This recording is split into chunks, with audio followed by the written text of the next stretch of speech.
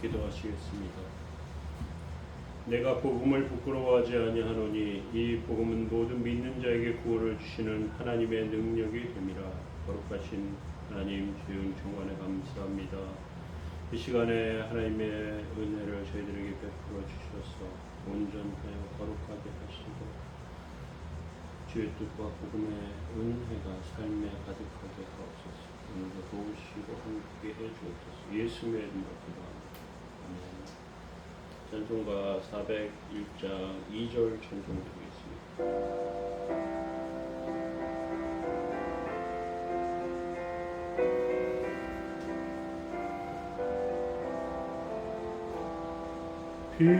피난처인 예수여 세상 물결 험할 때 귀신 내베푸사 나를 숨겨주소서. 주여 주여 나를 인도하소서. 바른 세상 살 동안 주여 인도하소서. 아멘. 시편 147편 2절부터 7절까지 말씀 보시겠습니다. 여호와께서 예루살렘을 세우시며 이스라엘의 흩어진 자들을 모으시며 상심한 자들을 고치시며 그들의 상처를 싸매시는도다. 그가 별들의 수요를 세시고 그것들을 다 이름대로 부르시는도다. 우리 주는 위대하시며 능력이 많으시며 그의 지혜가 무궁하시도다. 여호와께서 겸손한 자들을 붙드시고 악인들은 땅에 엎드려 드리시는도다. 감사함으로 여호와께 노래하며 수금으로 하나님께 찬양할지어다. 아멘. 네, 오늘 시편 147편 두 번째 이스라엘을 치료하신 하나님에 대해서 살펴보기로 합니다. 이스라엘 백성들은 하나님께서 자기들을 진짜 버리실 줄 몰랐습니다. 이스라엘 백성들이 아무리 우상을 섬기고 죄를 지어도 회개하면 하나님께서 고쳐주셨기 때문에 이방 나라들의 침략을 받아도 지배를 받아도 회개하면 하나님께서 회복시켜 주셨기 때문에 이스라엘 백성들은 하나님께서는 언제나 자기들을 용서하시는 하나님이라고 알고 있었습니다. 특별히 이스라엘 백성들이 이러한 태도 가운데서 예루살렘은 신성한 곳이고 도시 자체가 신성하고 하나님께서 절대 망하게 하시지 못한다는 것을 생각하게 됩니다. 그런데 이스라엘 남유다 뒷부분에 뒤로 가면요, 이제 요시아라고 하는 왕 때 하나님 앞에 정말로 회개 운동, 개혁 운동이 벌어집니다. 이러면서 성전을 수리하는데 두루마리 율법책을 발견하게 돼요. 거기에 보니까 이스라엘 백성이 우상을 섬기고 하나님 말씀을 버리면 포로로 잡혀간다고 이렇게 쓰여져 있는 거예요. 그래서 요시아는 여선지자 훌다라고 하는 사람에게 신하들을 보내서 이 말씀이 사실인지 그리고 이 말씀을 돌이킬 수는 없는지 물어보게 됩니다. 훌다라고 하는 여선지자는요, 하나님의 진노가 돌이킬 수 없다고 대답합니다. 그렇지만 요시아가 살아있을 동안에는 이 재앙이 오지 않을 것이라고 말합니다. 자, 요시아 왕은 굉장히 개혁적이고 또 하나님 말씀대로 살려고 하는 왕이었습니다. 그래서 백성들은 어떻게 하든지 요시아를 지켜야 했는데 요시아가 전쟁에 어떻게 보면 참전할 필요가 없는 전쟁에 끼어들게 됩니다. 애굽 왕이 유다를 지나서 북쪽으로 이렇게 진격하여 가는데 그 묵깃도라고 하는 지역에서 요시아가 나가서 전쟁하다가 죽게 돼요. 그래서 예루살렘은 그 뒤에 22년 만에 멸망이 찾아오게 되었습니다. 유다 백성은 그리고 바벨론의 포로로 잡혀가죠. 자기의 땅을 잃고 자기의 신앙적인 고백을 할 수 없는 그러한 삶이 바벨론에서의 삶이었어요. 그런데 하나님께서는 이 멸망에서 전화위복의 은혜를 주십니다. 예루살렘을 그렇게 고치시는 거예요. 2절에 보십시오.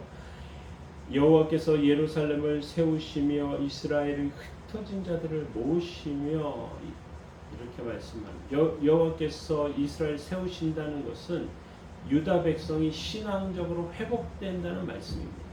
이스라엘 백성이 그전에는 바알과 아세라의 신앙에 얼마나 뿌리가 깊었는지 이스라엘 백성들이 70년 포로 생활을 하게 되면서 그 바알과 아세라 신앙이 완전히 뿌리 뽑히게 됩니다. 그러면서 이스라엘 자손들은 하나님의 말씀의 가치를 되찾게 되죠. 그리고 하나님께 다시 돌아와 예루살렘을 세우게 됩니다. 이제 흩어진 자들이 자신의 가치를 다시 아는 그들로 모이게 된 것입니다. 그리고 치료의 하나님의 역사가 그 안에서 나타나게 됩니다. 3절에 상심한 자들을 고치시며 그들의 상처를 싸매시는도다, 이렇게 되어 있습니다. 사실 포로에서 이스라엘 백성들은 관시와 천대를 받죠. 바벨론 강가에서 예루살렘을 생각하면서 울게 됩니다. 아바타라고 하는, 아이다라고 하는 그 베르디의 오페라에 보면 바벨론 강가에서 우는 그러한 이스라엘 사람들의 그런 포로된 자들의 노래가 나오는데요. 정말 그들의 그 맺혀 있는 한과 이러한 것들 가운데 하나님을 바라보며 회복을 소망하는 그런 모습이 그 안에서 그려집니다. 바벨론은 하나님의 사람들을 세우는 장소였고요. 또 거기에는 위대한 선지자 에스겔이 있었습니다. 에스겔 선지자는 포로된 자들에게 잡혀왔는데 다시 돌아갈 걸 생각하지 말고 이스라엘이 정말 멸망할 것이 완전히 멸망하게 됐죠. 지금 일부 사람들만 잡혀왔고요. 다 포로되어 있지 않은 그런 상태에서 그들은 다시 지금 포로기 초기에 다시 돌아갈 것을, 이제 금방 다시 돌아갈 수 있을 거야, 다시 회복될 수 있을 거야, 이런 소망을 가졌는데 이런 것들을 다 포기하라고 말해요. 예루살렘이 완전히 멸망할 것이라고 말해요. 항복하니까 처음에 일부 사람들만 왔다가 나중에 완전히 망하게 되거든요. 완전한 폐허가 되는 예루살렘 땅. 어떻게 보면요, 이 과거에 하나님의 영광과 역사를 기억했던 사람들이 그곳을 보면 탄식할 수밖에 없는 그러한 땅이 되었습니다. 그런데 하나님께서 에스겔을 통해서 마른 뼈가 살아나는 환상을 보여주십니다. 성전이 복구되는 꿈을 보여주십니다. 성전 문지방에서 물이 흘러서 생수로 이스라엘 땅을 흘러서 바다로 가는 그러한 살아나는 환상을 보여주십니다. 이렇게 사람들을 하나님께서 살리신다는 것을 선지자를 통해서 보여주신단 말이죠. 5절에 보면 우리 주는 위대하시며 능력이 많으시며 그의 지혜가 무궁하시도다. 사람들은 굉장히 단순하게 생각합니다. 우리가 하나님의 백성이니까 우리는 반드시 승리할 거야. 하나님의 이름으로 나가면 우리는 반드시 이길 거야. 그렇게 하는데요. 하나님께서는 도리어 그렇게 하시지 않습니다. 하나님의 이름으로 나가는데 패배합니다. 왜요? 그들의 삶은요, 하나님의 이름을 가지고 나가는 것 같지만 하나님의 이름을 이용하려고 하는 자들이었기 때문에 그래요. 하나님의 이름을 가지고 나간다고 했지만 그들의 삶은 하나님의 원하시는 대로 살지 않았기 때문에 그래요. 하나님께서 정말 위대하신 분이시기 때문에 이러한 이스라엘을 고치시는데 시간이 많이 필요하심을 아셨습니다. 그래서 70년의 시간이 흘러가게 되는 그러한 긴 시간이 그들 가운데 정화의 시간으로 하나님 필요하게 된 것을 하나님 말씀하고 계시는 것입니다. 사람이 하나님을 이용하려고 하면 망하는 것입니다. 하나님의 그런 은혜를 바라보면 세워지는 것입니다. 세상을 보면 사람들이 위대한 것 같죠. 영웅이 대단한 것 같죠. 하나님께서 보고 계신단 말이죠. 시편 2편 4절에 보면 하늘에 계신 이가 웃으시며 주께서 그들을 비웃으시리로다 이렇게 말씀하신단 말이죠. 사람들이 보는 것과 다른 모습을 하나님께서는 알고 계시고 보신단 말입니다. 하나님의 뜻이 정해졌어요. 하나님의 뜻은 어떻게 정해져 있느냐? 6절에 보면요. 여호와께서 겸손한 자들은 붙드시고 악인들은 땅에 엎드려 뜨리시는 보다 이렇게 되어 있습니다. 하나님은 겸손한 자를 좋아하시고요. 교만한 자를 싫어하십니다. 인간이 교만하고 잘난 체 하면 사람들은 알아줍니다. 겸손하고 그렇게 있으면 아무도 알아주지 않는 것 같아요. 그런데 교만한 자는 멸망시키십니다. 하나님은 잠시 교만한 자들을 내버려 두시기도 해요. 히틀러 같은 자들이 잠시 권력을 잡지만 그들을 망하게 하시는 것입니다. 그들은 넘어뜨리십니다. 사람의 마음의 교만은 멸망의 선봉이라고 잠언서는 말씀하고 있어요. 그러니까 우리는 하나님 앞에 겸손해야 하는 것입니다. 고난을 통해서 하나님께서 겸손하게 만들어 갔어요. 우리 안에 있는 기름을 짜내시고 그러면 겸손해집니다.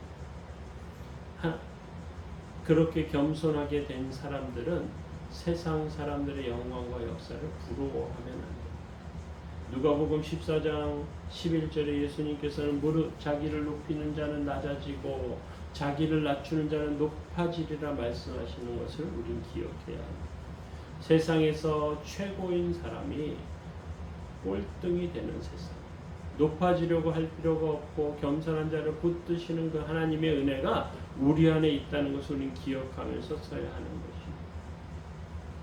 그래서 하나님께 원망하지 하거나 불평하지 말고 찬양으로 시작해서 찬양으로 마치는 삶이 되시기 바랍니다. 7절에 감사함으로 여호와께 노래하며 수금으로 하나님께 찬양할지어다 말씀하고 있습니다. 우리는 하나님의 말씀을 가졌고요. 하나님의 가장 사랑하시는 자들이며 천사보다 귀한 자들로 우리를 부르셨고요. 하나님의 뜻과 은혜가 우리의 입술을 통해서 삶을 통해서 드러나게 됩니다. 겸손하게 하나님 영광 돌리시면서 서시기 바랍니다. 하나님을 찬송하며 세워지시기 바랍니다. 부족한 가운데 세우시는 그 은혜가 저와 여러분들의 삶 가운데 가득하기 예수의 이름으로 축원합니다. 기도하겠습니다. 내가 복음을 부끄러워하지 아니하노니 이 복음은 모든 믿는 자에게 구원을 주시는 하나님의 능력이 됨이라. 거룩하신 하나님, 주의 중간에 가운데 저희들을 붙드시고 세워 주옵소서. 주의 뜻을 온전케 하여 주시옵소서. 하나님의 넘치는 역사가 저희들의 인생과 삶에 가득하게 하시며 일터와 삶의 자리에 복된 역사 있게 하여 주옵소서. 도우시기 원합니다. 예수님의 이름으로 기도합니다. 아멘. 우리가 있는 삶의 자리, 일터에서 또 이 나라의 민족에서 하나님의 영광과 역사와 인도하심이 있도록 그렇게